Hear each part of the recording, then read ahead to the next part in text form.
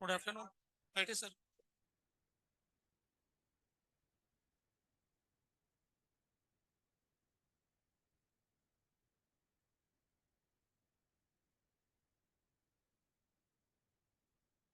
Hello.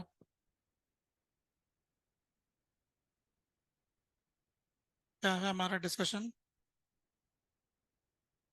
Exercise 3 part 1 advance level. तो आपने सवाल अटेम्प्ट किए सब लोगों ने? कितने लोगों ने अटेम्प्ट किया? हाथ ऊपर करना जरा। इतने लोगों ने किए हैं। ठीक है। अब बात करते हैं डिस्कशन की। देखो, रोज क्लास में आना, रोज अटेम्प्ट करके आना, ये सिलेक्शन का मूल सूत्र है। जो लोग सोचते हैं ना कि ये किताब करूं, वो किताब करूं, यहाँ पढूं, वहां पढूं, कहाँ पढूं, कोई नहीं। अगर सिलेबस टाइमली हो रहा है, डिस्कशन हो रहा है, और रोज हम आते हैं, तो अभी कितने नंबर चाहिए टोटल आईआईटी में सेलेक्ट होने के लिए? 30 नंबर। 30 या 90। फिजिक्स में 30 नंबर, केमिस्ट्री में 30 नंबर, मैथ्स में 30 नंबर। किसी में ज्यादा लेके आ जाते हो तो और बढ़िया बात है ना? कॉलेज मिल जाएगा कोई। तो कहने का मतलब है कि आपको इतने से नंबर लाने होते हैं, पर इतने से नंबर 10 लाख बच्चों में से 15,000 बच्चे भी नहीं ला पाते। 15,000 बच्चों के भी नंबर नहीं आते हैं। क्यों नहीं आते हैं? न जाने क्या पढ़ते रहते हैं, न जाने कब पढ़ते रहते हैं। चैप्टर चल रहा है XYZ, वो पढ़ रहे हैं ABCD। जो समय जिस समय चलता है वो नहीं करते हैं। रोज का काम रोज नहीं करते हैं। समय बीत जाता है, फिर उसके बाद अकेले बैठे सवाल से लड़ते रहते हैं। होता जाता कुछ नहीं है। अभी देखो, जो लोग टाइम पे करके आएंगे, एक तो उनके अंदर अंदर खुशी होती है।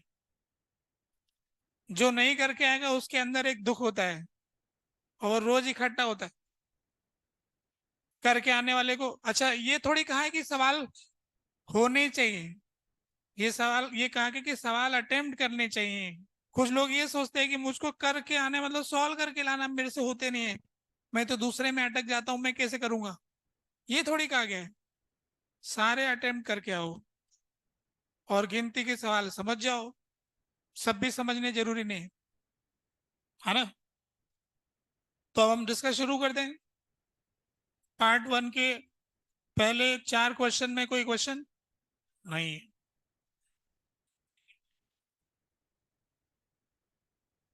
Question number second. P point से पास करता हुआ, हाँ, एक सर्कल बना दें।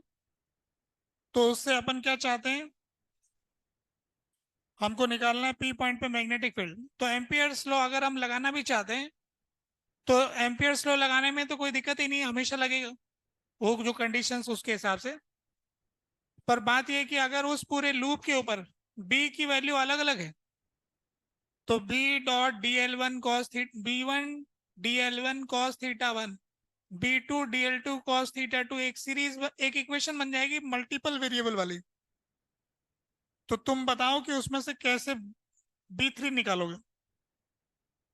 अगर 50 B आ गए एक लाइन में इक्वल टू समथिंग, X+Y+Z+W बराबर समथिंग, तो फिर Y कैसे निकालोगे?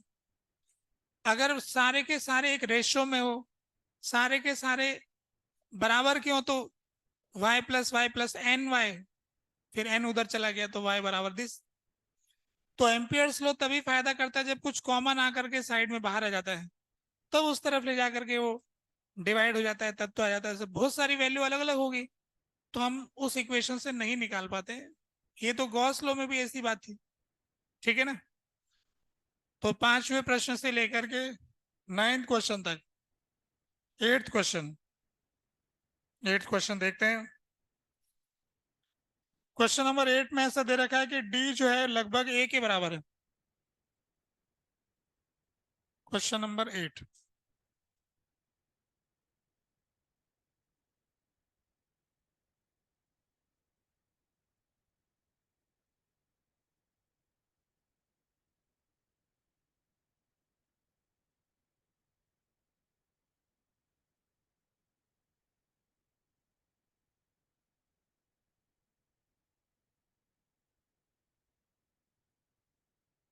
ऐसा दे रखा है कि जो डी है वो ए के बराबर है और वायर टच नहीं कर रहे हैं, और net magnetic field on the axis of the loop is zero. Loop की एक्सिस पर नेट मैग्नेटिक फील्ड जीरो है, तो 1 और 2 में करंट क्या होगा? एच क्या चीज है ये?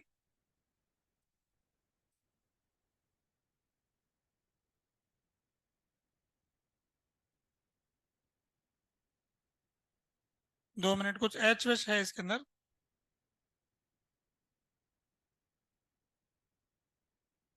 Magnetic field on the axis of the loop is zero and at a height above H above the loop is zero at height H above the loop. अच्छा, एच हाइट पे zero करवाना चाह रहे हैं, ठीक है। तो ये एच हाइट पे जीरो नहीं हुआ, करते हैं।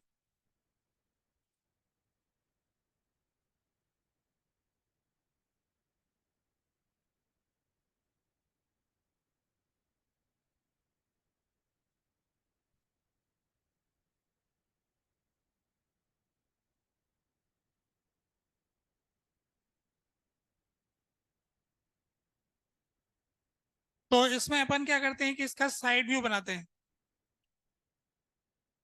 क्वेश्चन नंबर 8 में एक वायर ऐसे जा रहा है, दूसरा वायर ऐसे जा रहा है। ये वायर ऐसा हो गया, दूसरा वायर ऐसा हो गया, और अपना लूप जो है वो ऐसा हो गया, ठीक है।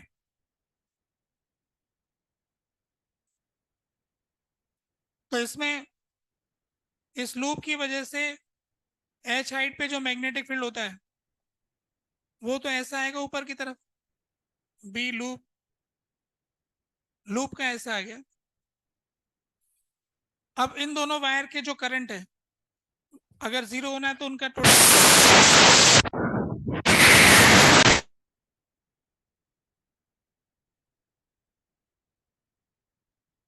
ये थोड़ी शांति ऐसे आएगी,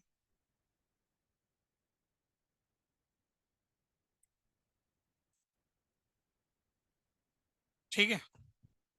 आ जाओ। अब वो विद्यार्थी लोग आपस में सुनेंगे ना, यहाँ नहीं आएगी, ठीक है। अभी इसमें क्या किया कि ये लूप का तो इधर ऊपर हो गया, और इन दोनों का जो हिसाब बैठेगा वो पॉइंट आ रहा है। तो इन दोनों में करंट की डायरेक्शन क्वेश्चन के ऑप्शन के हिसाब से है। तो वैसा अपन देखते हैं, एक का नाम है क्यू, पी क्यू, और एक का नाम है आर एस। तो ये पी क्यू है और ये आर एस है, ठीक है। तो जैसे ऑप्शन ए में लिखा है कि current in wire to P Q R S, P से क्यू इसमें अंदर जा रहा है और इसमें अंदर जा रहा है। इसमें अंदर जाएगा तो इसका मैग्नेटिक फील्ड इस पॉइंट पर, इसकी वजह से बी वायर ऐसा होगा। इसमें भी अंदर जा रहा है तो इसकी वजह से ऐसा होगा, यू है ना, बी वायर। तो अगर दोनों में सेम डायरेक्शन में जाएगा तब तो सही सेटल नहीं हो पा रहा है, तो ए ऑप्शन तो सही नहीं है, ठीक है। अब बी ऑप्शन, पी क्यू और एस आर, इसमें इधर की तरफ आ रहा है, इसमें इधर की तरफ आ रहा है। पी क्यू का मतलब अंदर आ रहा है, एस आर का मतलब बाहर आ रहा है। तो बाहर ले लेते हैं हम। तो अगर हम बाहर लेंगे तो उस केस में क्या हो जाएगा, इधर इसके परपेंडिकुलर ऐसा आ जाएगा बी वायर। अब इन दोनों का सम ऐसा आ सकता है कि उसको कैंसिल कर दे, यानी सेकंड वाला ऑप्शन आ सकता है। अब हमको क्या करना पड़ेगा, सॉल्व करना पड़ेगा। तो सॉल्व करते हैं फिर। ये वाला डिस्टेंस हमको दिया हुआ है h, और ये इसकी रेडियस कितनी है, a, है ना, यही दे रखा ना, d बराबर a। तो ऐसे हो गया। तो अब ये मुझे बताओ कि किसी वायर में, अच्छा करंट के बारे में क्या बोला है? सेम करंट, सब में सेम है क्या? इसमें, उसमें, इसमें, ठीक है। तो इस लूप की वजह से लिखना चाहते हैं उसके एक्सिस के ऊपर, तो अपना फार्मूला क्या होता है? म्यू नॉट अपॉन 4 पाई, तो 2 I pi A square upon A square plus h square की पावर 3/2, ऐसा होता है। ये बराबर होना चाहिए। अब देखो यहाँ पर क्या आ रहा है, इसकी वजह से जो इस तरफ आ रहा है, तो अगर हम इसको कहें कि ये वाला एंगल थीटा है, तो ये 90 माइनस थीटा हो गया, क्योंकि इस लाइन के परपेंडिकुलर है। 90 माइनस थीटा हो गया, तो 2 BW साइन थीटा हो जाएगा। BW साइन थीटा, तो BW वायर का होता है, तो वायर का फॉर्मूला होता है mu naught I upon 2 pi distance under root of h square plus a square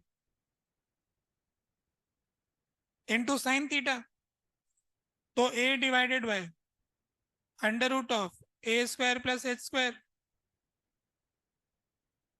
ऐसा हो गया ना। अब इसको सॉल्व करेंगे हम, सॉल्व करने से आ जाता होगा, आ रहा है क्या?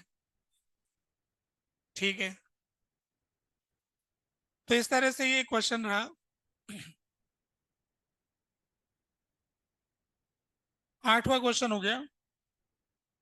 अब बताइए, अब 11 नंबर, 11 12, ठीक, देखते हैं हम क्वेश्चन नंबर 11 एंड 12।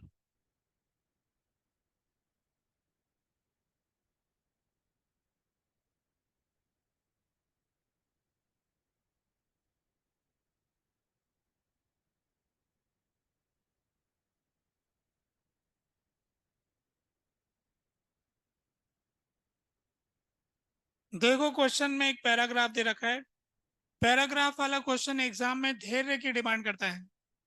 जब पैराग्राफ आता है तो पहले उसे पढ़ें, समझें, डायग्राम बनाएं, फिर उसके बाद उसके सवाल करें। इसका प्रॉफिट सेकंड क्वेश्चन में होता है। जो पैराग्राफ में जो आपने टाइम इन्वेस्ट किया, तो पहला क्वेश्चन तो उस इन्वेस्टमेंट में टाइम डिले हो जाता है। दूसरे क्वेश्चन में उसका प्रॉफिट मिलता है कि कंटिन्यूटी में होता हो नए क्वेश्चन से। तो अभी इसके अंदर जैसे बात करेंगे, तो एक्स वाई जेड ऐसे करके 3 एक्सिस दिया है। ठीक है, तो हम बना देते हैं एक्स वाई जेड।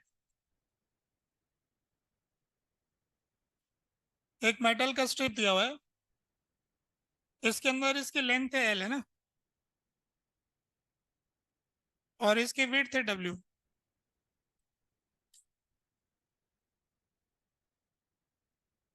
विड्थ इसकी डब्ल्यू है, लेंथ इसकी एल है। करंट इधर जा रहा है इस तरफ, तो इस तरफ करंट जा रहा है, इसका मतलब इसके अंदर जो इलेक्ट्रॉन होंगे वो इस तरफ जा रहे होंगे। जब करंट इधर जाता है तो इलेक्ट्रॉन उल्टा जाता है ड्रिफ्ट वेलोसिटी से। ठीक है, ड्रिफ्ट वेलोसिटी से उल्टा जाता है। अब ड्रिफ्ट वेलोसिटी से ये उल्टा जा रहा है, तो अभी इसमें ये पॉइंट आ रहा है कि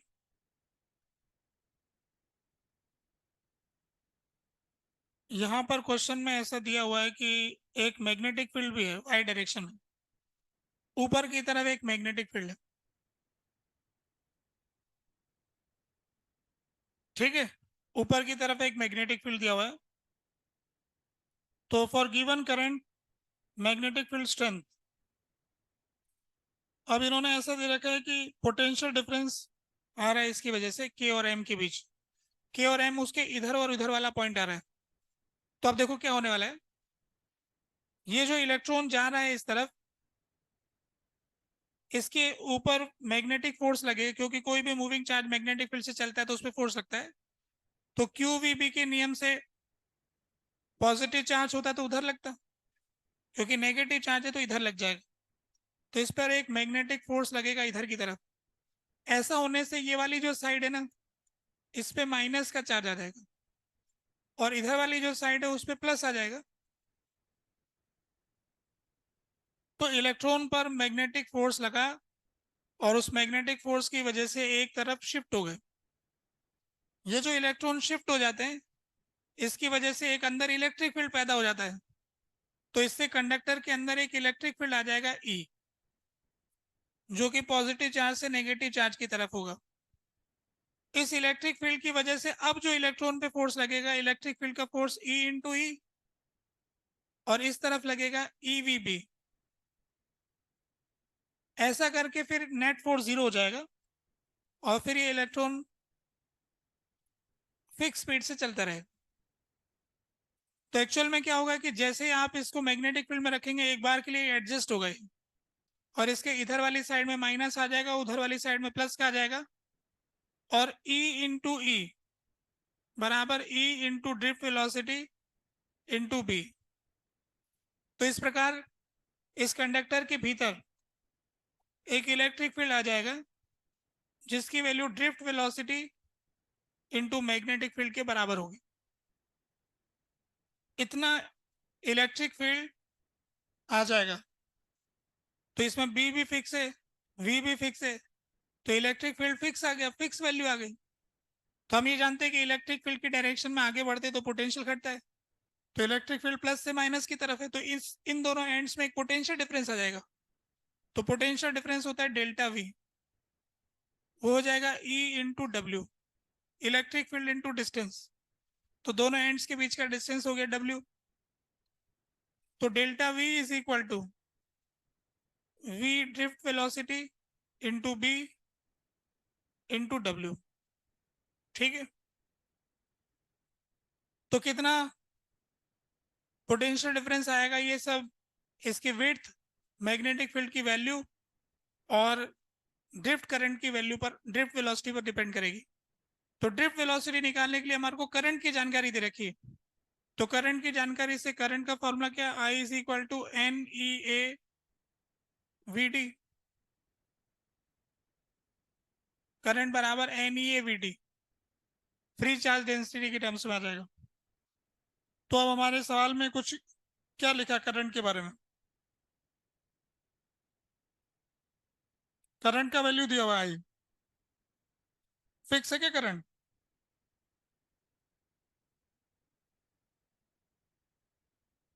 ठीक है, करंट अगर अपन को दे रखा तो अपन यहाँ से ड्रिफ्ट वेलोसिटी की वैल्यू उठा के रख देंगे। तो पोटेंशियल डिफरेंस की value I upon N E A B into W. अच्छा, अब क्रॉस सेक्शन एरिया में क्या आएगा, अगर इसकी थिकनेस टी है और ये विड्थ है, तो फिर एरिया की जगह क्या पुट करूं, T into W, T into W, W W cancel, no W,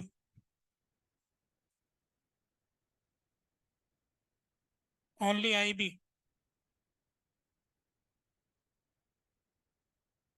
I B divided by net है। अब क्या सवाल है हमारा, डब्ल्यू डब्ल्यू का तो रोल ही नहीं रहा। अच्छा, जो टी बोल रखा है उन्होंने डी बोल रखा है, ओके, टी नहीं लेता हूँ फिर, जब डी दिया तो मैं डी लेता हूँ। तो यहाँ पर नेट की जगह नेट हो गया।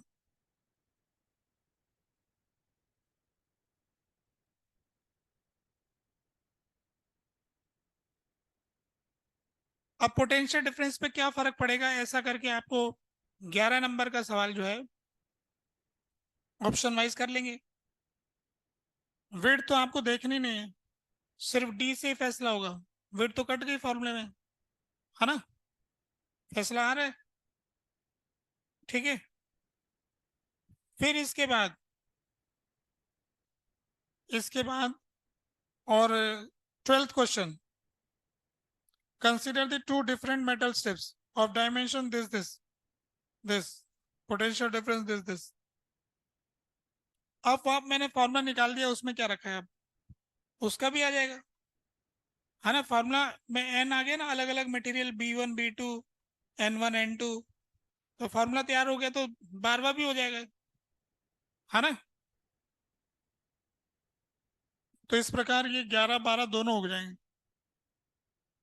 मेन देखो क्या बात होती है एग्जाम में, जब ऐसा सवाल आता है, हालांकि इस तरह का पढ़ाई अभी अपन ईएमआई में करने वाले हैं, तो इसलिए ये सवाल नया नहीं है, अभी आपके लिए नया लग रहा है इस चैप्टर में, क्योंकि अभी आपने ईएमआई नहीं पढ़ा है, मतलब पढ़ चल रहा है चैप्टर, अभी उसी में ये हिस्सा आएगा। उसको पहले एग्जाम देने जाओगे तो पढ़ के जाओगे ना, तो वो पढ़ चुके होंगे, फिर ये सवाल सामने आएगा।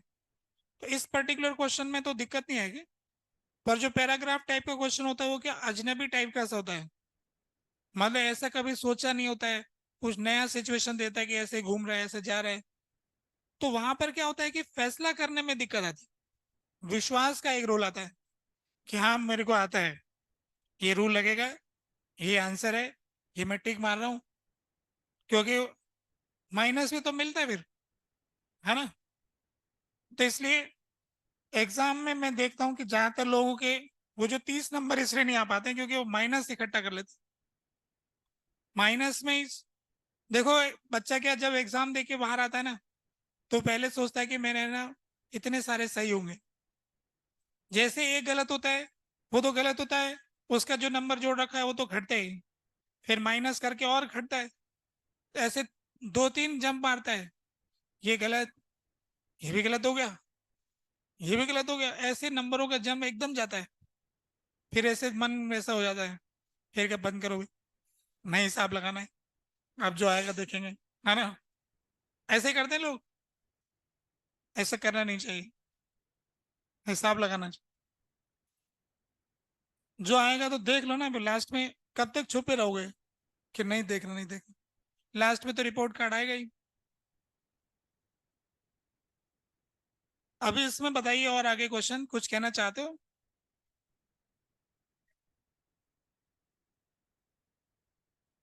कैपेसिटर की तरह ट्रीट करना चाहते हो, कर लो,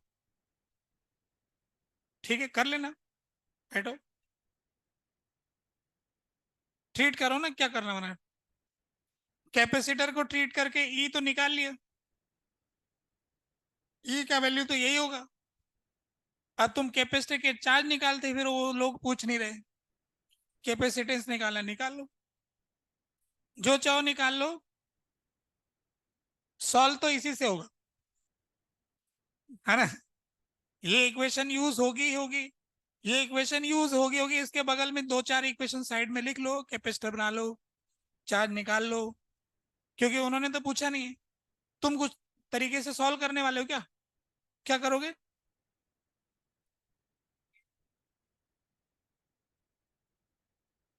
कैपेसिटेंस का फॉर्मूला होता है A∈ D, A∈W। अब इसका ए भी लिख देता हूं मैं तुम्हारे लिए, कैपेसिटेंस, ये लो, कैपेसिटेंस में ए आ जाएगा, वो वाला ए, तो L × D, L × D ε0/W, ये आ गया। अब क्या करना है,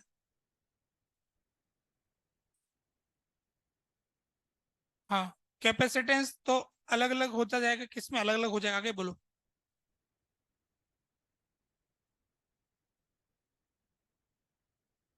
अच्छा, potential difference Q/C, L/D ε0W। अब Q कहाँ से लाओगे, क्यों,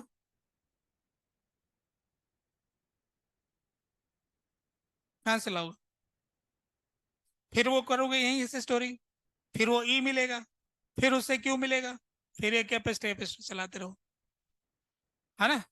इससे कोई प्रॉफिट नहीं है, वो तो तुमसे कुछ तीसरा क्वेश्चन कैपेसिटेंस का पूछा होता तो तुम्हारे काम का होता, ठीक है। तो 12 तक अब कोई समस्या नहीं रही, अब क्वेश्चन नंबर 18 तक, 16, 16 तो स्टार देख के दिक्कत हो रही है।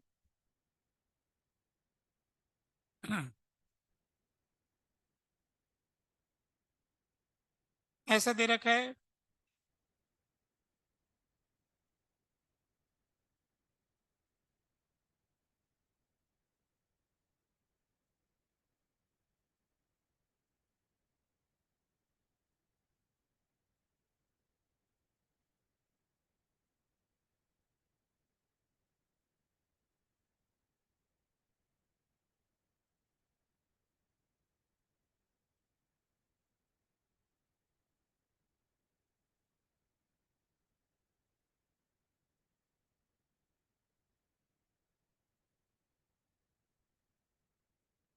ऐसा हमको स्टार दिया है, सिमेट्रिक स्टार।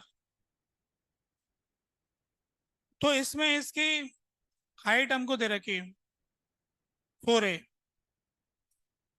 और सेंटर पर मैग्नेटिक फील्ड पूछा है और स्टेडी स्टेट में आई करंट जा रहा है। तो अभी कैसे पता करें, ये बात आ रही स्टार की। इसमें आई करंट जा रहा है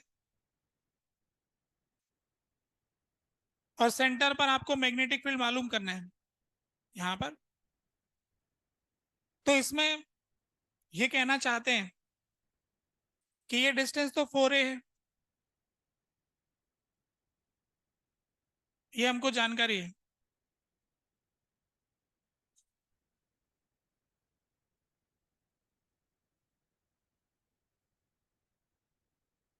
इसमें हमको देख के ऐसा लग रहा है, ध्यान से देखें तो एक ऐसा ट्रायंगल है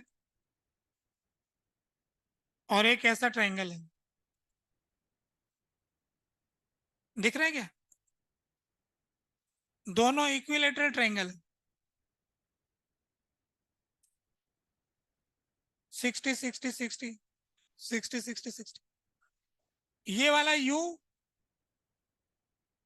जैसे ये है ना, फिर ये यूं ऐसे कंप्लीट करोगे तो इसका मतलब ये सारे एंगल 60 डिग्री हो गए, हो रहे ना? ये सारे एंगल 60 हो गए, 60 60। अच्छा, ये 60 60 हो गया अगर,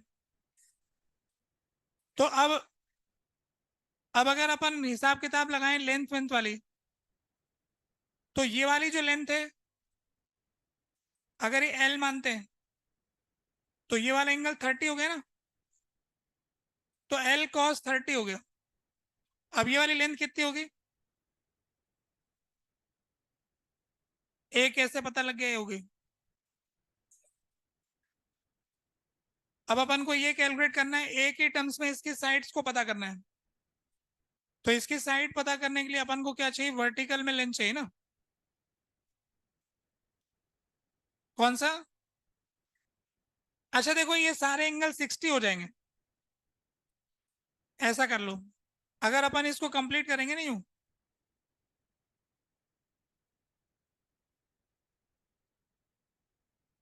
ये हेक्सागन बनेगा एक। तो ये वाली साइड सारी बराबर बराबर होगी, ये भी बराबर होगी। तो अब अपन ये कह सकते हैं कि ये हाइट और ये हाइट है ना, ये भी एक इक्विलेटरल ट्रायंगल बनेगा, फिर ये भी इक्विलेटरल ट्रायंगल बनेगा। ये सबकी हाइट बराबर बराबर होगी, तो सबकी हाइट ए हो जाएगी। हाँ ना, सबकी हाइट ए हो गई। ये समझ में आ गया किसको?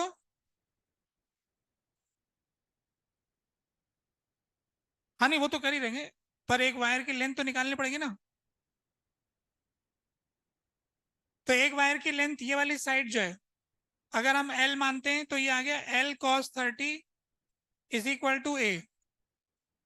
तो ये आ गया 2a/√3 हो गया, एक का लेंथ ये आ गया। अब अपन क्या करेंगे कि ये वाला जो वायर है ना, एक की वजह से इसी के लिख देंगे।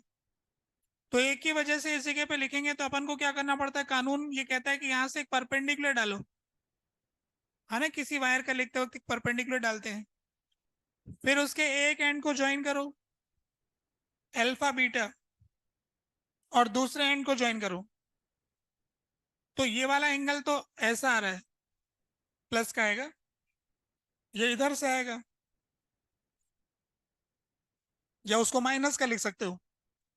तो अभी आपके पास में जानकारी की बात है कि ये वाला डिस्टेंस तो है ए के बराबर, है ना, परपेंडिकुलर डिस्टेंस तो ए के बराबर है, और ये वाला एंगल सिमेट्री से क्या 30 डिग्री आ रहा होगा, ये 30 डिग्री आ रहा है ना, ये 30 आ रहा है, और ये वाला कितना आ रहा होगा, 60 आ रहा होगा, क्योंकि इक्विलेटरल ट्रायंगल बन रहा है, तो ये 60 आ गया। तो अब इस वाले वायर की वजह से लिखने जा रहे हैं, तो mu not upon 4 pi I upon perpendicular distance A, I divided by A sine alpha, तो ये हो गया। अच्छा एंगल तो अपन इधर वाला देखते हैं, इधर वाला, है ना, तो इधर वाला एंगल अपने पास 30 हो गया और 60 हो गया, तो अपन लिखेंगे साइन 60 माइनस साइन 30, एक हो गया ना ये, ऐसा एक का आया, ऐसे 12 है, सबका एक जैसा होगा, है ना, उससे आ जाएगा। और कोई तिकड़मबाजी में टाइम लग जाएगा, है ना, एक वायर की वजह से निकाल करके। अब देखो जब आप घर पे सवाल करते हो ना, और एग्जाम में करने में बड़ा फर्क होता है। घर पे आपके पास आंसर की अवेलेबल, फॉर्मूला याद नहीं तो फॉर्मूला चेक कर लेते हो, एक बार आंसर नहीं आया तो फिर दोबारा कर लेते हो, ये सब वहाँ फैसिलिटी जीरो हो जाती है, फिर घंटी बजने वाला टाइम लग जाता है कि टाइम लग गया। मतलब एग्जाम में वही कर पाते जो हमारे हाथ की चीज, जिस पे हमें भरोसा है, बस वही टिक मार पाओगे, भले आप पढ़ कितना भी लो। जब घबराहट और विपरीत परिस्थिति होती है तो जो अपना रहता है ना एकदम, वही काम आता है, जो छोटा मोटा रिलेशन है सब छूट जाते हैं, छोटी याददाश्त कम है तो वो सब भूल जाएंगे हम, एग्जाम टाइम में ऐसा डर लगता है मतलब, इसलिए पहले ही प्रैक्टिस करके रखो, रूल जमा के जाओ। अब बताइए और कोई। 20, 20 का सवाल नंबर कौन सा है, ये वाला सवाल दिख रहा है, इजी सा दिख रहा है देखने में तो।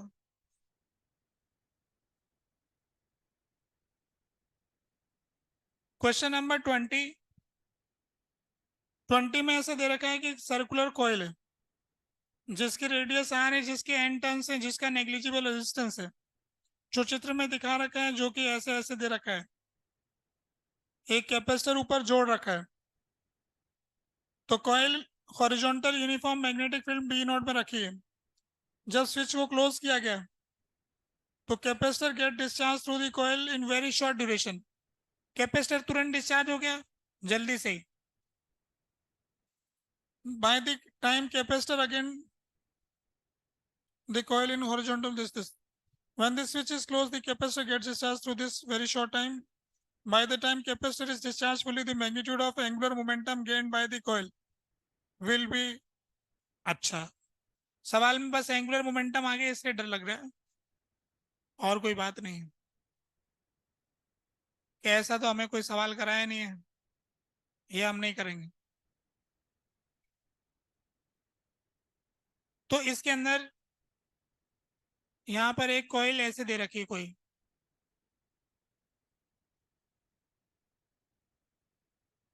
इस इलाके में मैग्नेटिक फील्ड है,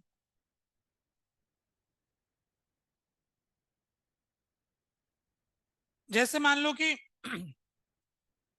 कोई पंखा है, अगर अपन उसको धीरे धीरे धक्का मारते तो ऐसे घूमता है, ऐसे झटका मार के छोड़ते तो वो घूमने लग जाता है ना, एक अचानक ओमेगा आ जाता है। ये सवाल वैसा ही है, क्योंकि आपने इससे क्या किया कि कैपेसिटर को तुरंत डिस्चार्ज किया, तो तुरंत डिस्चार्ज करने से इसमें करंट आएगा, इसमें करंट आएगा तो ये बन जाएगा डायपोल, मैग्नेटिक डायपोल अंदर की तरफ, एम क्रॉस बी, तो इस पे एक टॉर्क आएगा, एम बी साइन 90, बोले तो एम बी आगे टॉर्क। अब एम क्या होता है, आई इंटू ए, और एन है तो एन आई हो गया, एन टाइम्स, फिर आई क्या होता है, क्यू अपॉन टी, तो डेल्टा टी जो टाइम है, उसको इधर भेज देते हैं, N Q A B. Q कौन सा है? वो जो यहां से घूम करके आए। डेल्टा टी इधर भिजवा दिया, तो टॉर्क इनटू डेल्टा टी क्या होता है? Angular impulse. एंगुलर इंपल्स बराबर चेंज इन एंगुलर मोमेंटम। तो इनिशियल एंगुलर मोमेंटम जीरो था, तो एल माइनस जीरो। तो ये क्या हो गया? N Q A B. ये सिंपल है कि नहीं सवाल? ये अभी आंसर लाना रह गया? क्या निकालना रह गया अब?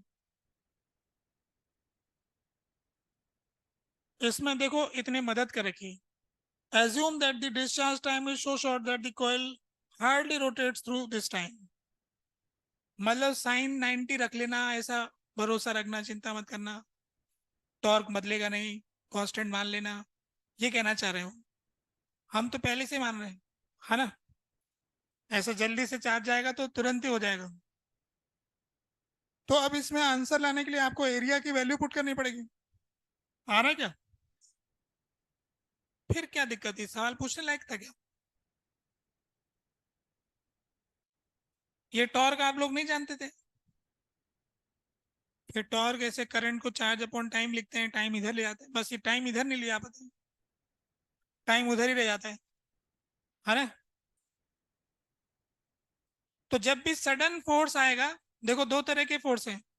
एक किसी पे ग्रेजुअली फोर्स लगाते हैं तो वेलोसिटी पोजीशन के साथ चेंज होती है। एक होता है हिट करते हैं, तो वेलोसिटी उसी पोजीशन पे चेंज होती है। तो मैग्नेटिज्म में भी ऐसे सवाल होते हैं। ठीक है, और बताइए।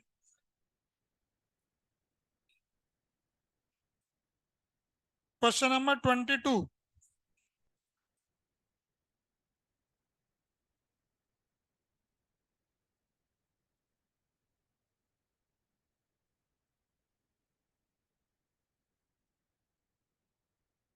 तो तुम्हारा कहना है कि ए है तो डी होगा, ऐसा कह रहे हो? चलो देखते हैं अभी। Question number 22।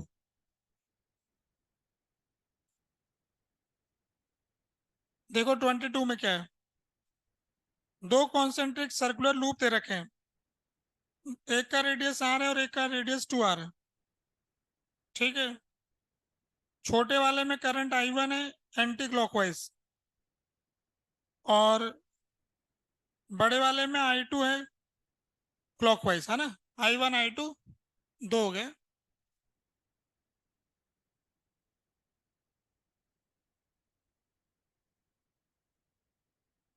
इसमें I1 करंट और इसमें I2 current, clockwise anti clockwise, ऐसे दो अपोजिट डायरेक्शन का हो गया। अब उसका ये ऑप्शन कह रहा है कि ये है अपना एक्स वाई प्लेन है क्या? एक्स जेड लिखा हुआ शायद। एक्स वाई प्लेन में ये लूप रखा हुआ है, और एक्स वाई प्लेन में किसी भी पॉइंट पे बात कर रहे हैं। ठीक है, तो एक्स वाई प्लेन में ये रखा हुआ है।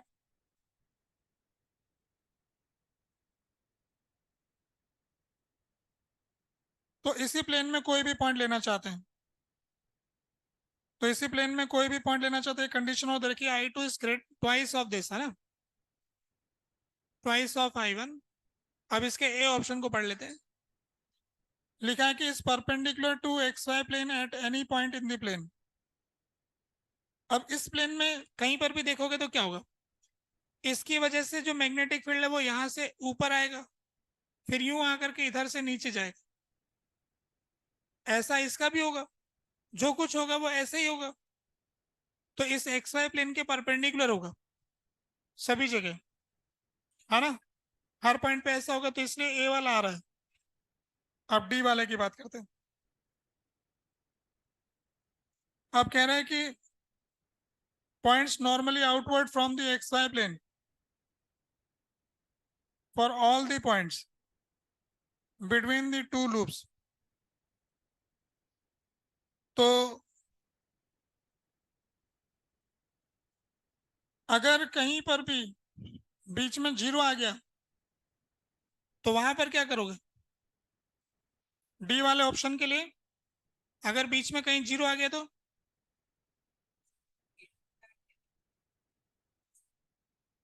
अब दो डी में क्या बोला है, फॉर ऑल दी पॉइंट्स, ये सारे पॉइंट की बात कर रहे हैं। तो किसी एक पॉइंट पे जीरो हो गया, फिर वहां क्या करोगे?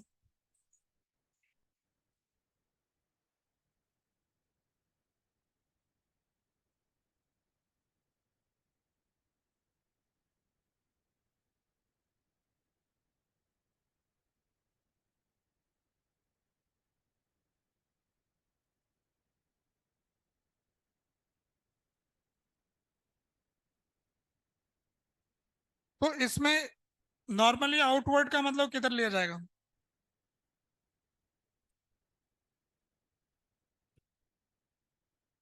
देखो इसमें एक स्टेटमेंट आ रहा है कि normally outwards from X Y plane,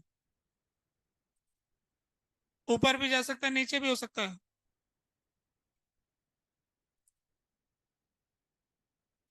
देखो डी वाला ऑप्शन जब बीच वाले पॉइंट्स की बात कर रहे हैं तो उसमें बीच वाले पॉइंट के सारे पॉइंट पर ऐसा होगा, तो उनमें से हम कह रहे हैं कि कुछ पॉइंट पे जीरो आ जाएगा तो ये गड़बड़ हो जाएगा।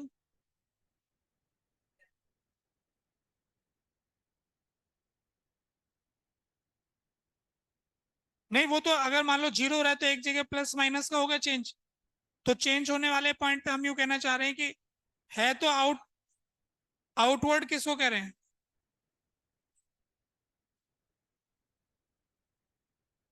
वो तो अभी बताते हैं जीरो कैसे होगा, जीरो तो अभी प्रूव करके दिखाएंगे। जीरो होने से पहले अपन तो सिर्फ ये लाइन का मीनिंग की बात चल रही है। नॉर्मली आउटवर्ड का मतलब क्या, एक्स वाई प्लेन का आउटवर्ड क्या है? प्लस जेड की माइनस जेड, दोनों हो सकते हैं।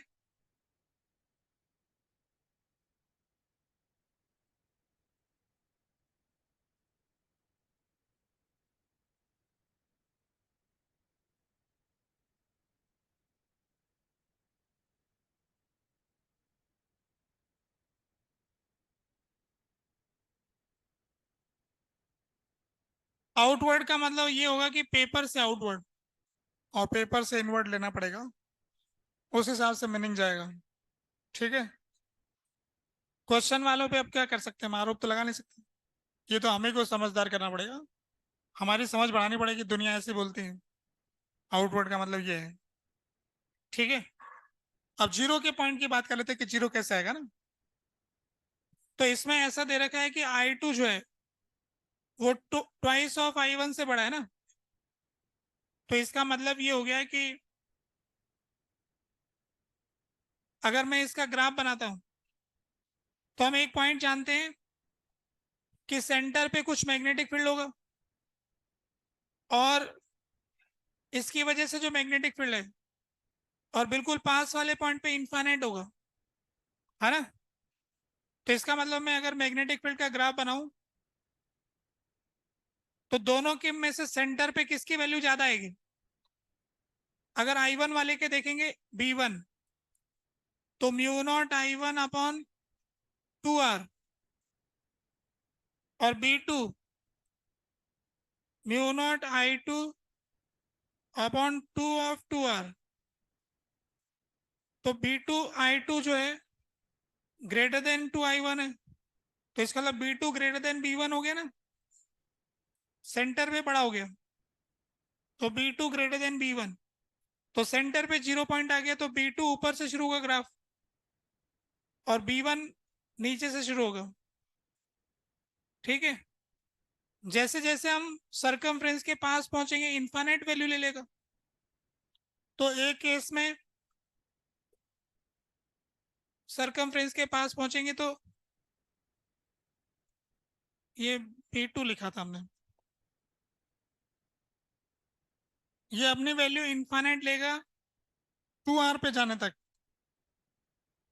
बी टू के लिए अपन को टू आर पे जाना है, तो बी टू जाएगा ऐसा, इन्फिनिटी तक वैल्यू जाएगी यू, और बी वन की वैल्यू जाएगी यू। तो कहीं ना कहीं जाकर के कट करेंगे, तो कट करने के बाद में क्या होगा, ये जो बी टू है ये इन्फिनिटी तक जाएगा, और बी वन जो है वो यूं, तो कहीं ना कहीं जाकर के कट करेंगे, तो कहीं ना कहीं जाकर के कट करेंगे, तो कहीं ना कहीं जाकर के कट करेंगे, तो कहीं ना कहीं जाकर के कट करेंगे, तो कहीं ना कहीं जाकर के कट करेंगे, है ना, कहीं ना कहीं जाके कट करेंगे तो उस जगह डायरेक्शन चेंज हो जाएगी और उस जगह जीरो आ जाएगा। ठीक है, ये मैग्नीट्यूड का ग्राफ है, डायरेक्शन अपन खुद सोचेंगे। तो इस प्रकार ये क्वेश्चन नंबर 22 का जिक्र हो गया। 22 का बी पार्ट, अगर हम किसी भी जनरल पॉइंट पे डिस्कस करना चाहते हैं, जैसे यहाँ का मैग्नेटिक फील्ड जो होगा, कोई भी पॉइंट, तो उतना ही यहाँ पर भी होगा। होगा कि नहीं होगा? क्योंकि इससे जितना डिस्टेंस इसका है उसका भी वही है, मान लो सेम डिस्टेंस पे कोई पॉइंट लोगे आप, तो सिमेट्री से देखो, सर्कल के लिए ये पॉइंट और यहां से इस पॉइंट को भी आर डिस्टेंस पे लोगे तो इन दोनों में कोई अंतर ही नहीं है। इसकी वजह से जो मैग्नेटिक फील्ड यहाँ आएगा और इसकी वजह से जो आएगा, तो इस पूरे लाइन पे एक ही आएगा। तो इसका मतलब हो गया कि मैग्नेटिक फील्ड सिर्फ सेंटर से डिस्टेंस पे डिपेंड करेगा, न कि एक्स और वाई कोऑर्डिनेट पे डिपेंड करेगा।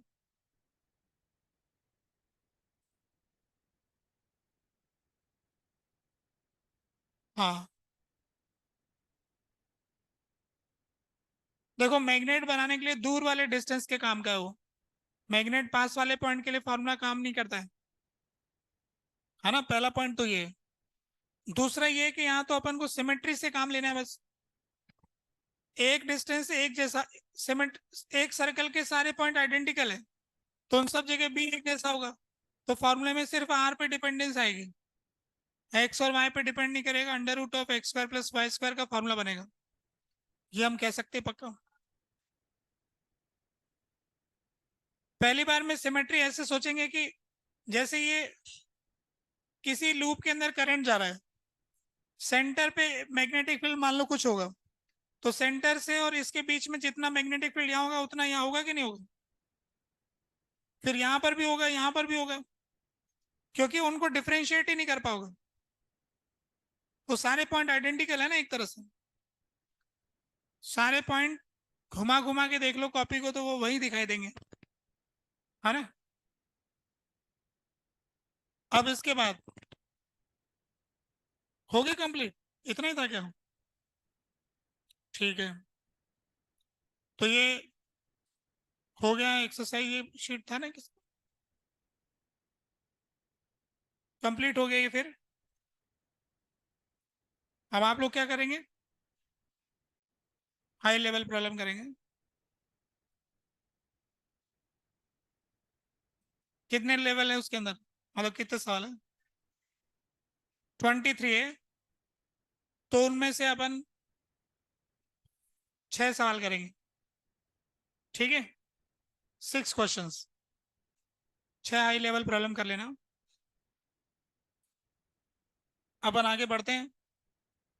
अपनी क्लास में लेंज लॉ चल रहा था, लेंज लॉ पे सवाल कर रहे थे, एक क्वेश्चन और करते हैं।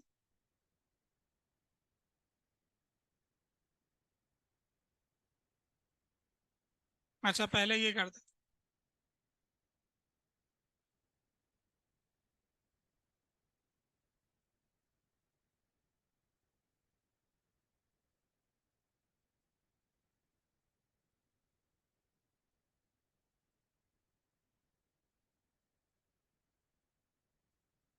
एक मैग्नेट को हम यूनिफॉर्मली लेके आ रहे हैं, यानी एक ही वेलोसिटी से चला रहे हैं,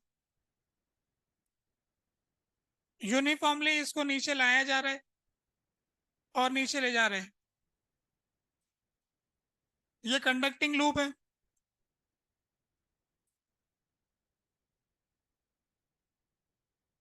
तो इसमें कुछ करंट वरंट पैदा होगा।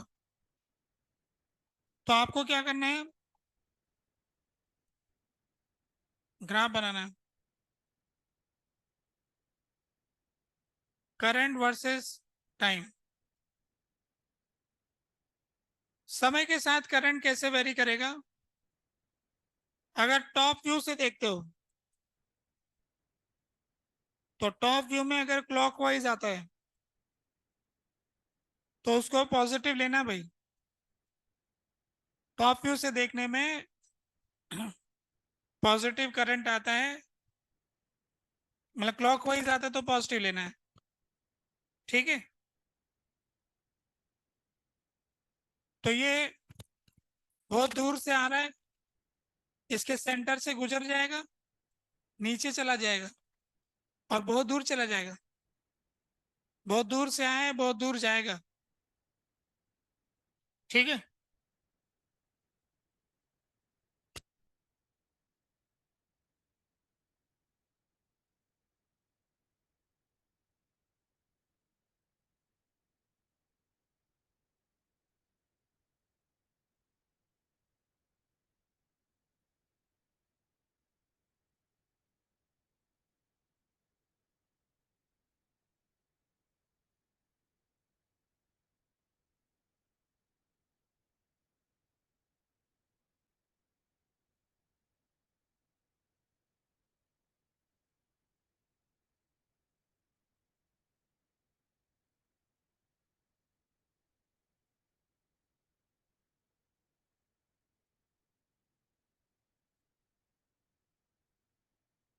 मेडिकल के एग्जाम में पूछा गया सवाल है ये।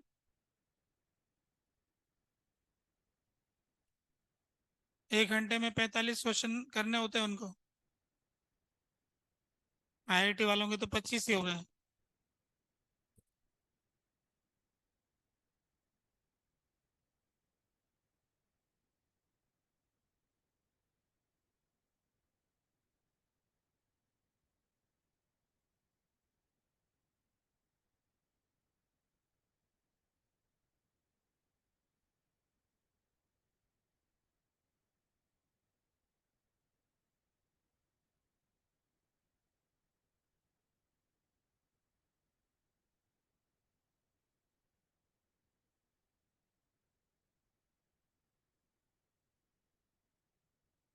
हो गया।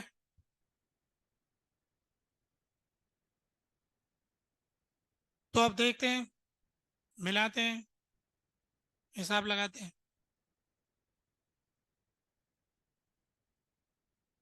देखो हम इसको 2 टुकड़ों में बनाते हैं।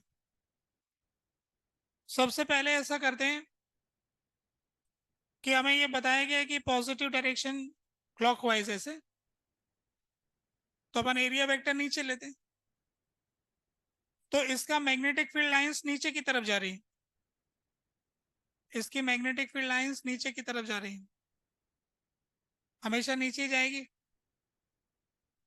इधर से आएंगी तो भी नीचे ही जाएंगी, डायरेक्शन तो कभी चेंज होगी ही नहीं। ऐसा हमको समझ में आता है।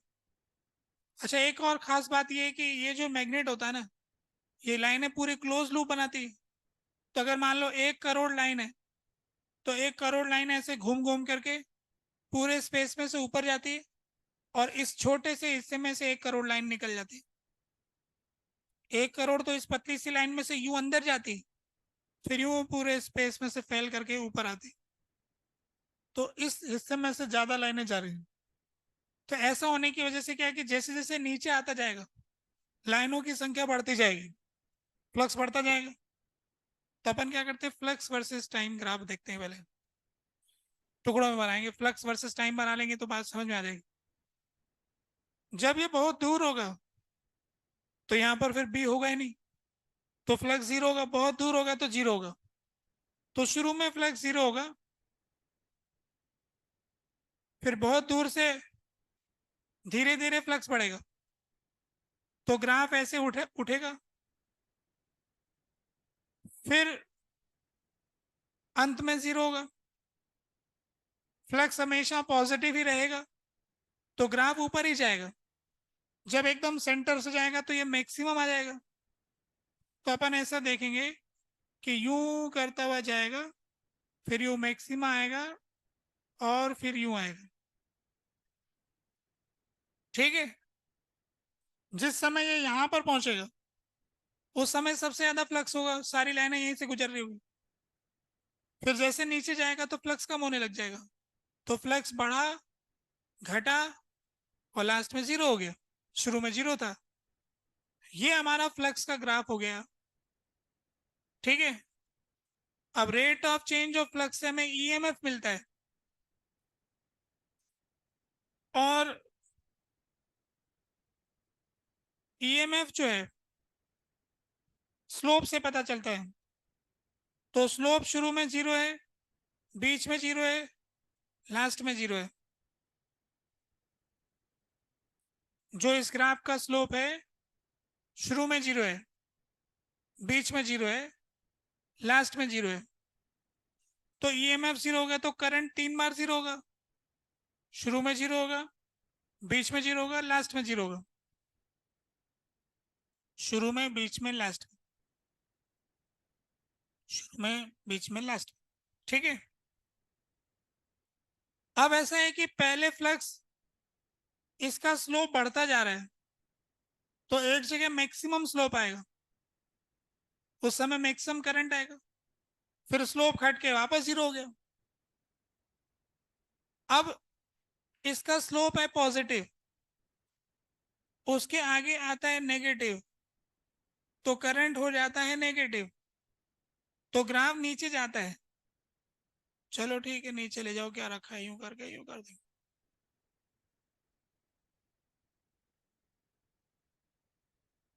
क्या कहते हो? अभी इसमें यहां पर देखेंगे तो स्लोप नेगेटिव हो गया, तो उसके आगे साइन लग गया माइनस, तो ईएमएफ पॉजिटिव, तो करंट पॉजिटिव, तो करंट पॉजिटिव, तो पॉजिटिव करंट है ना इस वाले ग्राफ के लिए। इस जगह पे जीरो हो गया, यहाँ पे स्लोप मैक्सिमम आया तो करंट मैक्सिमम आ गया, नीचे वालों में यहाँ मैक्सिमम आएगा। तो ऐसे करके चेंज होगा। ऐसा ही बनाया होगा आप लोगों ने, बनाने वाले थे, आधा बन गया था, या आप समझ गए हैं कि ऐसे बनाते हैं लोग, है ना? कोई खास बात नहीं है, कोई भी बना लेता है। ठीक है, मेडिकल वाले बच्चे तो बना ही लेते हैं फिर, है ना? ये क्वेश्चन हो गया एक।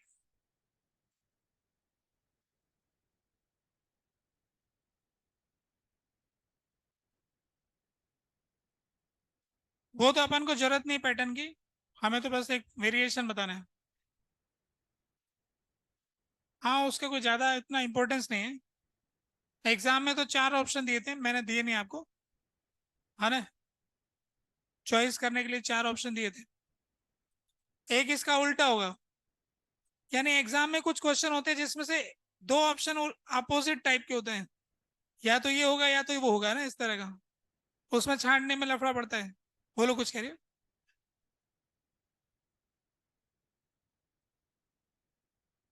यहाँ पर स्लोप बढ़ता जा रहा है, तो इसका स्लोप पॉजिटिव है, तो ईएमएफ होता है -d∅dt। फॉर्मूले में माइनस आता है ना, इसलिए लगा है। ठीक है, चलो दूसरा सवाल करते हैं, तो ऐसे ही सवाल था, एग्जाम का सवाल था मतलब। दूसरा क्वेश्चन देखिए भाई।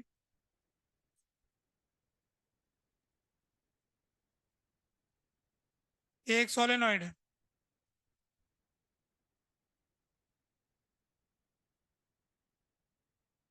यहां पर हमने क्या किया कि एक कंडक्टिंग रिंग रख दिया। कंडक्टिंग रिंग,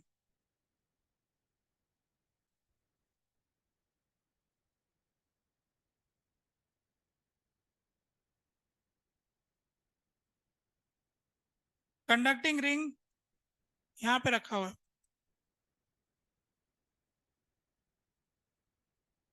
और ये वाली सरफेस है स्मूथ, ऐसे आगे पीछे जा सकती है।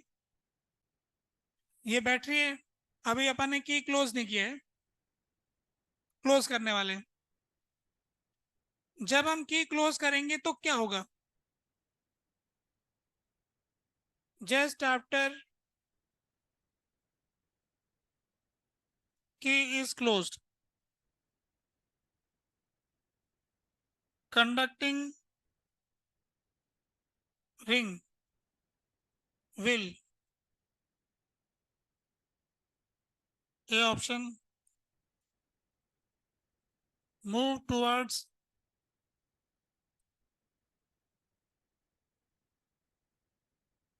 सोलेनॉइड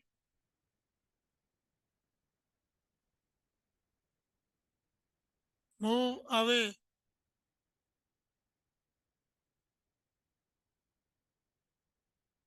फ्रॉम सोलेनॉइड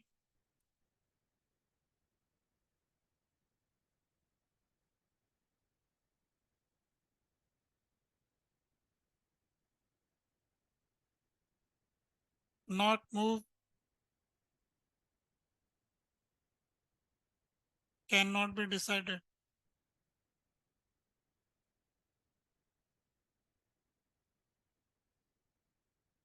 ठीक है, ये रिंग जाएगी दूर, आएगी पास,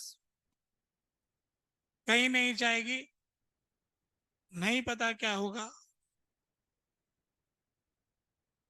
या ये नहीं कह रहे, नहीं पता नहीं, फैसला नहीं किया जा सकता।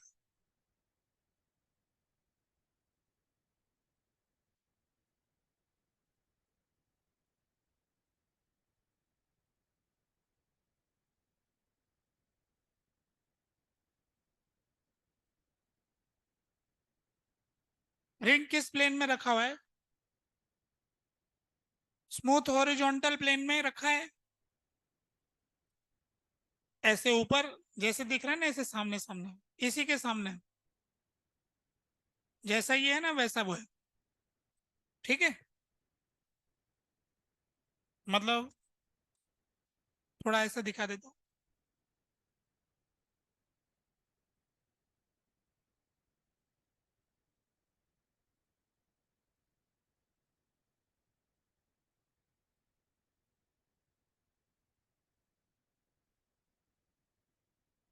इसकी रिंग की एक्सिस और उसकी एक्सिस एक है ना।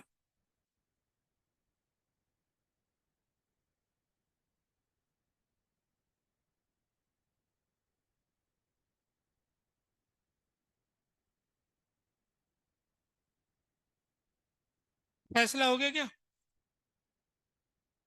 चलो ठीक है, बताओ क्या आंसर है। अच्छा, जिनका कहना है कि मूव्स टुवर्ड सोलेनॉइड ए, ये रिंग पास में आएगी, ऐसा कोई विद्यार्थी नहीं कह रहा है पास में आ रही, दूर जाएगी रिंग। कुछ लोग कह रहे हैं कि दूर जाएगी, मूव ही नहीं करेगी, वहीं रहेगी। तुम कह रहे हो फैसला नहीं हो पाएगा, कुछ और जानकारी चाहिए। ऐसा कोई नहीं है। तो ज्यादातर लोग एक ही बात कह रहे हैं कि मूव अवे। ठीक है ना, यही बात है ना, तो फैसला कर लेते हैं।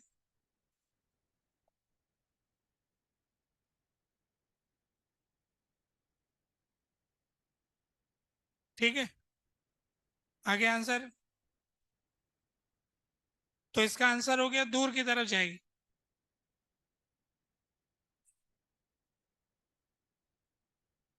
क्यों जाएगी दूर भाई, कोई समझाएगा? तुम बता रहे हो? हाँ, हाँ, इसमें जो करंट जाएगा वो ऐसे जाएगा, इसकी वजह से एक फ्लक्स आएगा, वो फ्लक्स ऐसे आएगा।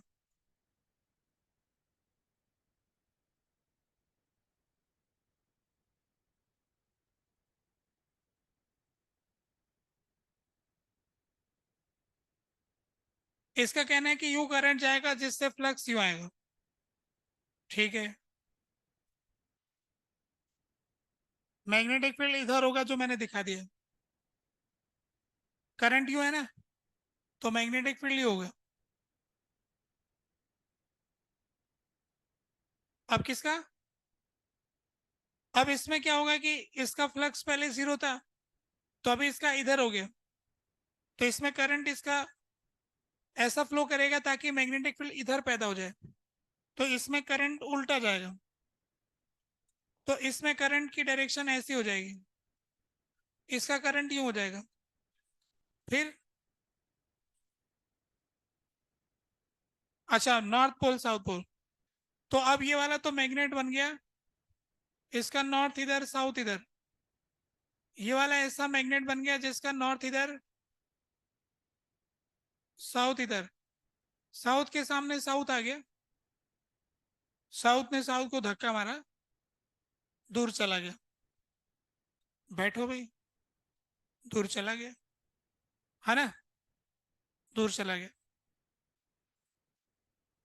अच्छा, एक और विचार है जिससे हम कह सकते हैं लूप क्या चाहता है कि जो फ्लक्स हो वैसा ही बना रहे। तो जब अपन ने स्विच ऑन नहीं किया था तो फ्लक्स उसका जीरो था। तो जीरो रखने का तरीका है कि वो इन्फिनिटी के पास चला जाए। इन्फिनिटी पे जीरो है ना, उसके पास आएगा तो उल्टा फ्लक्स तो बढ़ जाएगा। तो उसे फ्लक्स जीरो रखना है, तो जीरो रखने का तरीका है दूर जाना, तो इसलिए वो दूर चला जाएगा। अच्छा, इस आंसर से फर्क नहीं पड़ेगा किसी ने मैग्नेटिक फील्ड उल्टा भी बना दिया तो भी उसका आंसर यही आएगा, है ना। मैग्नेटिक फील्ड किसी ने उस तरफ बना दिया, करंट दूसरे तरह से घुमा दिया, क्योंकि कॉइल किसी को यूं घूमती दिख रही है ना, करंट किसी को यूं भी दिख रही होगी, है ना, दिखाई देने का फर्क है ये। किसी को ऐसा लग रहा होगा कि ऐसे ऐसे करंट जा रहा है, लग रहा है क्या। जो इस वायर को पीछे मान रहा है उसको ऐसा दिख रहा होगा, और जो इस वायर को मेरी तरफ मान रहा है उसको ऐसा दिख रहा होगा। मुझे इस समय अभी ऐसा दिख रहा है, अभी मैं नजर चेंज करूंगा कि ये पीछे है, ऐसा सोचता हूँ, तो फिर मुझे ऐसा लगेगा कि यूं पीछे से ऊपर जाकर के यूं आ रहा है। ये जैसे ऐसे पीछे से ऊपर जाकर के यूं आ रहा है। अगर मैं ऐसा उल्टा सोचूंगा ना तो फिर ये मैग्नेटिक फील्ड उधर हो जाएगा। तो अब आपके डायग्राम बनाने से ही कुछ फर्क पड़ जाएगा, पर हमारे आंसर में फर्क नहीं पड़ेगा। इसका नॉर्थ साउथ उल्टा होगा तो इसका नॉर्थ साउथ उल्टा हो जाएगा, आएगा रिपल्शन का ही। इसलिए मूव अवे वाला इसका आंसर होगा। ठीक है, तो इस तरह से काफी सवाल अपन ने कर लिए इस बात पर कि फैराडे का नियम और लेंज का नियम कैसे लगाते हैं, डायरेक्शन वगैरह कैसे निकालते हैं। अब हम कारण की तरफ बढ़ते हैं कि ऐसा हुआ क्यों, है ना, कॉज। तो अगला हेडिंग आता है cause of EMI. Electromagnetic induction का वजह क्या है। तो फैराडे ने तो ये सब उसी समय फॉर्मूला बना के प्रैक्टिकली हिसाब लगा के दे दिया। कॉज वॉज को पता करने में टाइम लगा कि किसकी वजह से क्या हुआ। उस जमाने में बहुत कम जानकारियां थी, समय रहते रहते हमें क्लियरिटी बढ़ती गई। तो आज की डेट में हम जो जानते हैं उसको दो केसेस के अंदर लेते हैं। फर्स्ट केस है बी फिक्स्ड कंडक्टर मूविंग।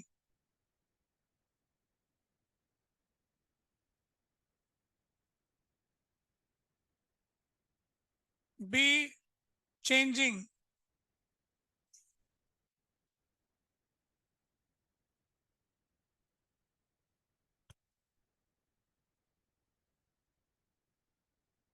तो हमने ईएमआई की घटना को समझने के लिए दो केसेस ले लिए। सारी सिचुएशन जो हमने डिस्कस की ईएमआई वाली, उनमें से हमने कहा कि इन सारी घटनाओं को एक ही तरीके से नहीं समझा पाएंगे, हम उन सारी घटनाओं को दो कैटेगरी में बांट लेंगे। वो सारी घटनाएं जिसके अंदर बीच टाइम के साथ चेंज नहीं हो रहा है तो बी फिक्स्ड हो गया, और एक वो जिसमें बी टाइम के साथ चेंज हो रहा है। तो उसमें कंडक्टर चल रहा है, बी नहीं बदल रहा है, और एक है बी बदल रहा है। तो पहले हम इस वाले केस को कंसीडर करना चाहते हैं। तो इस एक तरह से अपन ये कह सकते हैं कि मूविंग कंडक्टर अपना हेडिंग हो जाएगा।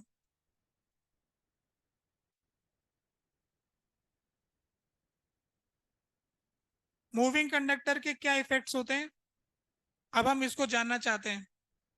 तो इसके अंदर हम कुछ केसेस लेते हैं। सबसे पहले केस वन। बी तो है नहीं, कोई बी नहीं है, परंतु हमारे पास एक कंडक्टर है जिसको हम कुछ वेलोसिटी v से ले जा रहे हैं, कांस्टेंट। किसी कंडक्टर को कांस्टेंट वेलोसिटी से ले जा रहे हैं, कोई मैग्नेटिक फील्ड वगैरह कुछ नहीं है, बस ऐसे ही कंडक्टर ले जा रहे हैं। लोहे की रॉड को ले जा रहा है कोई, तो जब कोई लोहे की रॉड को ले जाता है तो क्या होता है ये जान रहे हैं। तो जो लोहे की रॉड होती है ना, उसमें होते हैं इलेक्ट्रॉन। तो ऐसा थोड़ा सा चित्र बड़ा करके दिखाते हैं, इससे समझ में नहीं आएगा।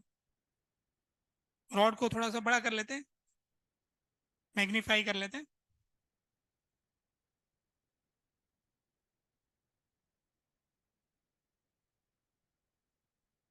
ये जो रॉड होती है ना, ये बार बार घंटी क्यों बजा रहे लोग?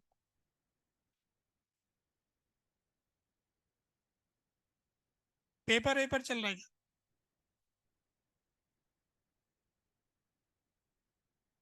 इधर ध्यान से देखेंगे भाई,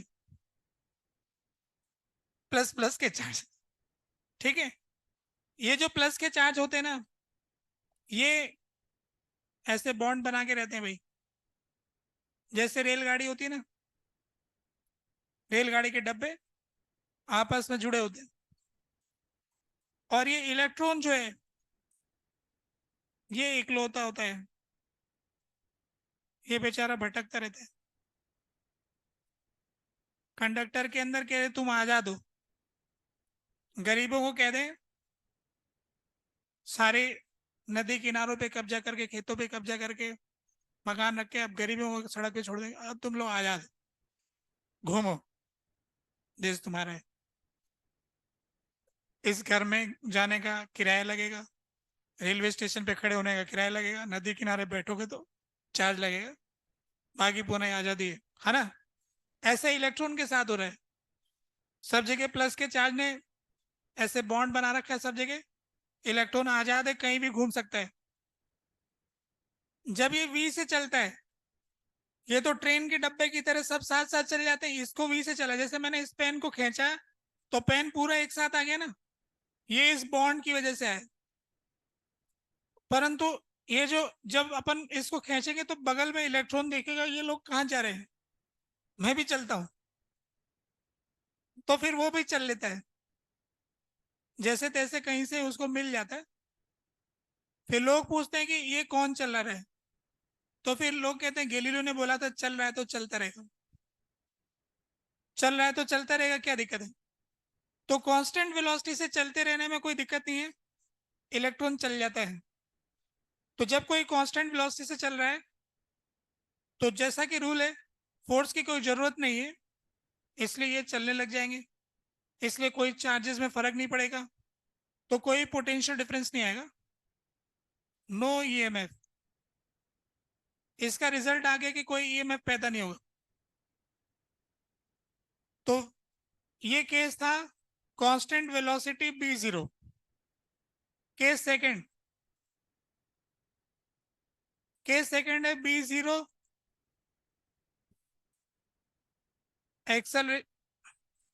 acceleration not equal to zero. Acceleration zero नहीं।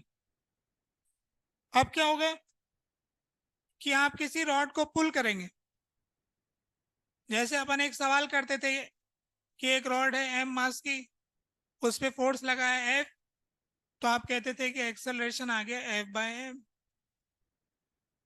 इस एफ बाय एम में जो एम है ना, वो किसका एम है? वो जो पॉजिटिव चार्जेस की बॉन्ड बॉन्ड मिला के जो बॉडी बनी हुई है, उसका एम है।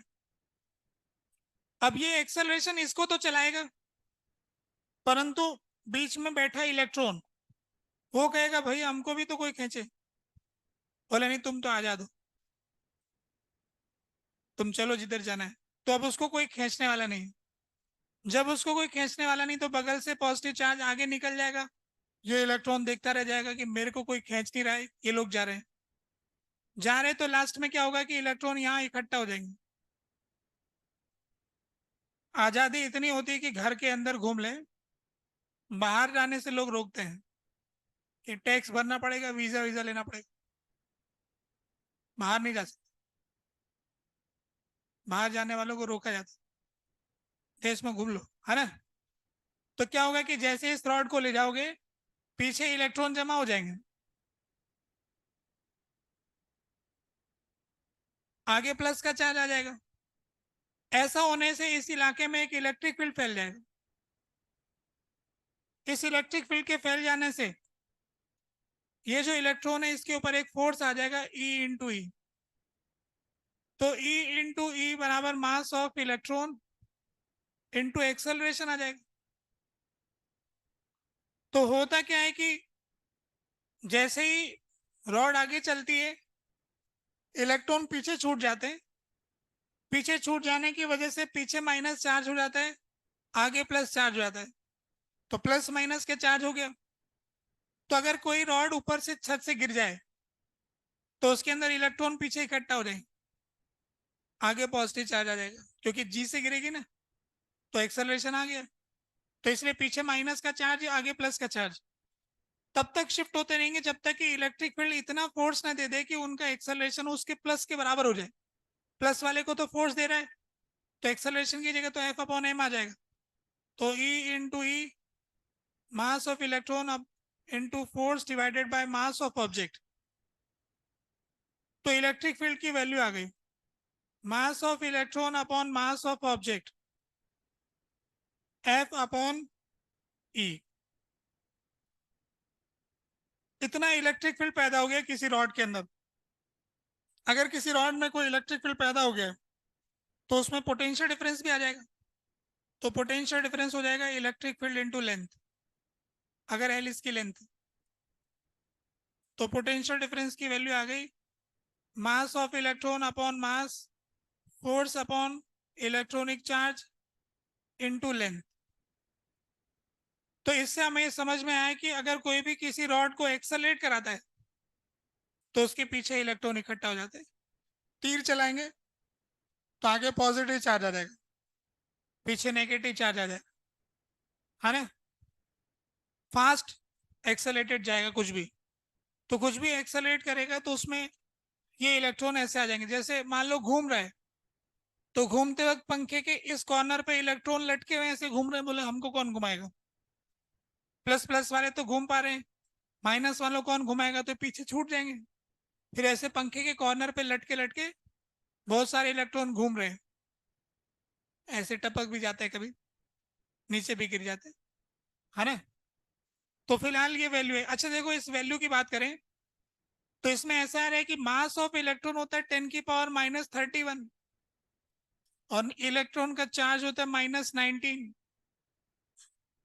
तो इसकी वैल्यू बहुत ही कम आती है, मतलब कंसिडरेबल नहीं है। तो होता तो है ये, पर इसकी वैल्यू जब कोई पूछेगा तो बता देंगे, वरना कुछ अनाउंसमेंट है। हाँ, सेल की तरफ से बताना, क्या बताओ, एक टेस्ट गाइडलाइन का बता रखा है, जैसे ये। अच्छा, चलो मैं पढ़ देता हूँ, कोई नहीं समझ में आएगा तो बात करते हैं। बच्चों के लिए जानकारी, परीक्षा देने जाते हैं तो उस समय की कुछ गाइडलाइंस है आपके लिए, जिनका आप पालन करेंगे तो अच्छा रहेगा। जानकारी के तौर पे बताता हूँ कि कुछ लोग जो है ना एग्जाम देते हैं, वो एग्जाम देते वक्त सीरियसनेस नहीं रखते हैं। और ऐसा रहता है, मैं पहले भी बोल चुका हूँ कि ऐसे विद्यार्थी रहे हैं जो सेंटर में, वो जो रूल होता है ना वहाँ पर, हम यहाँ तो ढीले ढाले चले जाते हैं। जैसे कोई आई कार्ड नहीं लेके पहुंचा, फिर बाहर घूमता हुआ आई कार्ड लेने जा रहा है, इतने में टाइम ओवर तो गेट बंद हो जाता है, अंदर बैठने नहीं देते, निकलो बाहर। फिर आपका 1 साल का अटेम्प्ट जीरो हो जाता है। जो लोग टाइम पे किसी सेंटर पे पहुंचते नहीं है, ऐसा होता है। ये सब कैसे आता है, जब आप अपने जो नॉर्मल एग्जाम होते हैं उसमें वो सीरियसनेस दिखाते नहीं है, अपने रूल का पालन करते नहीं, तो ढीले ढीले हो जाते हैं। तो सारा ज्ञान, सारी मेहनत धरी रह जाती है जब समय पर सामान लेके पहुंचते नहीं है। बहुत सारे लोगों मैंने देखा है ऐसे ढीले ढाले पहुंच जाते हैं, अरे वो कार्ड तो रह गया, अब लेके जाऊं, कहाँ से लाऊं, है ना। और कई बार क्या होता है कि सब कुछ पास में होता है, फिर भी ऐसे ही बातें घूम रहे हैं बगल में ही। जहाँ सेंटर पे एंटर करना चाहिए, प्रॉपर टाइमली बैठना चाहिए, बैठते नहीं। अभी आपके लिए 6 इंस्ट्रक्शन है। पहला इंस्ट्रक्शन है कि आपको अपना आई कार्ड जो है लेके जाना है टेस्ट वेन्यू के ऊपर। जो नहीं लेके जा रहे हैं उन पे कोई एक्शन हो सकता है, ना बैठने दिया जाए, ठीक है। तो नहीं ले जा रहे हैं तो अब से ले जाना है ना, पहला इंस्ट्रक्शन है, ये आपकी आदत बनाएगा। दूसरा लिखा है कि मोबाइल जो है वो नहीं लेके जाना है। वो वहां पर भी ऐसे रूल होता है, मोबाइल लेके नहीं जाना होता है। तो आपको अपना मोबाइल जो भी है वो एग्जाम सेंटर पे नहीं ले जाना है, ठीक है। अगर वो लेके आता है तो उसको एब्सेंट मान लिया जाए, लगा देंगे कि ले जाओ मोबाइल देखो, आपका अटेंडेंस 0 है, ठीक है। तीसरा पॉइंट, अगर किसी वजह से गलती से इमरजेंसी, कोई बीमारी बीमारी कोई बात परेशानी जिसकी वजह से लेके भी जाता है, तो वो उसको बाहर रखवा देना है स्विच ऑफ करके, और उस खो जाएगा तो जिम्मेदारी हमारी नहीं, वो कहीं भी जाए, ठीक है। ये आप ही की जिम्मेदारी है। पहला तो पॉइंट आप लेके क्यों आए, और बाहर रखेंगे तो घंटी नहीं बजनी चाहिए, मैंने बंद करके उसको रखना है। तीसरा पॉइंट हो गया। अब चौथा पॉइंट ये है, बाहर निकलते वक्त अगर आप अपना कोई सामान लेके आते हैं, कोई दूसरा व्यक्ति सामान ले जाता है, आपका मित्र, या आप मित्र का उठा ले जाते हैं, तो इसमें जिम्मेदारी संस्था की नहीं है, आप ही की है। आप ऐसा काम क्यों करते हैं, ठीक है। ये स्टूडेंट अपनी रिस्क पे ले रहा है, वो जैसे भी सामान ले रहा है कि सोने की घड़ी पहन के आता है, बाहर रख दिया जो भी है, तो खो गया तो उसका है, तो इसलिए ऐसा करे नहीं। जो भी टेस्ट का टाइमिंग है उससे 15 मिनट पहले सेंटर पे पहुंचना है। ये तो ऐसा होता ही वहां पे आधा आधा घंटा पहले पहुंचना होता है। 15 मिनट पहले नहीं पहुंचेंगे, बोले अभी तो टाइम बच रहा है अभी पहुंच जाऊंगा, अलाउ नहीं करेंगे, है ना। तो अपनी मर्जी से सेंटर पे एंटर नहीं कर सकते, टेस्ट 15 मिनट पहले पहुंचना है। ये एग्जाम का इंस्ट्रक्शन आपके लिए है। एक बार एग्जाम में बैठने के बाद 2 घंटे से पहले विद्यार्थी बाहर नहीं जा सकता है। ऐसा है कि भाई अंदर बैठे हैं, पेपर देख रहे हैं, बाहर आकर के दोस्त को मैसेज कर रहे हैं कि इसका आंसर ये है, इसका आंसर ये है ना। तो ऐसी दोस्ती नहीं निभानी है। मतलब 2 घंटे से पहले बाहर जाने नहीं देंगे, तो एग्जाम में जो बैठा है उसको परेशान नहीं करना है। पता रखना है कि 2 घंटे तक बैठना है तो बैठना ही है। अच्छे विद्यार्थियों के लिए तो खैर ये सारे इंस्ट्रक्शन तो सीधे साधे होते ही हैं, इसमें क्या है ना। ये 6 इंस्ट्रक्शन आपके लिए थे, ध्यान रखना आप इनका। तो परेशान करते रहते हो तभी बोलना पड़ा होगा शायद, ऐसा है क्या, नहीं करते अच्छे बच्चे आप लोग। ठीक है, तो आज का समय तो बीत गया हमारा, फिर अगली क्लास में देखते हैं। होमवर्क आपको मैंने क्या दिया फिर, 6 सवाल तो कम पड़ रहे हैं फिर भाई, 12 कर लो भाई, ठीक है। 6 की जगह 12 कर लो, थोड़ा ठीक लगेगा।